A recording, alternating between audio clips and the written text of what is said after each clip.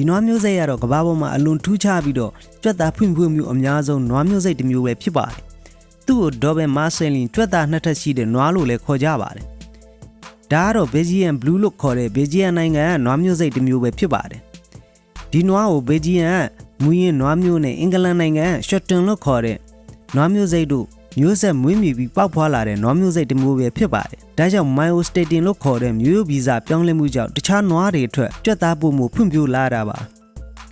အသားထွက်နှုန်းကလည်းတခြားနွားတွေအတွက်30%ပို့ပါတယ်နွားထီးတစ်ကောင်ရဲ့အလေးချိန်ကတော့ပြင်းပြကီလို1000ကျော်ရှိပြီးတော့နွားမတွေကတော့ကီလို800ကနေ900ဝန်းကျင်ထိရှိပါတယ်နိုင်ငံတကာမှာကတော့နွားမွေးမြူရေးအတွက်ဘေဂျီယန်ဘလူးနွားထီးများနဲ့မျိုးဆက်ပြီးမွေးမြူထားတဲ့အသက်ကြောင့်အသားထွက်နှုန်းက90%ကနေ9%ထိတိုးပါတယ်မွေးမြူတဲ့နေရာမှာလဲကြွက်သားကောင်းကောင်းဖွံ့ဖြိုးဖို့အတွက်ပရိုတင်းဓာတ်များများပါတဲ့အစားအစာတွေကိုကျွေးပြီးတော့ဂရုတစိုက်မွေးမြူကြရပါတယ်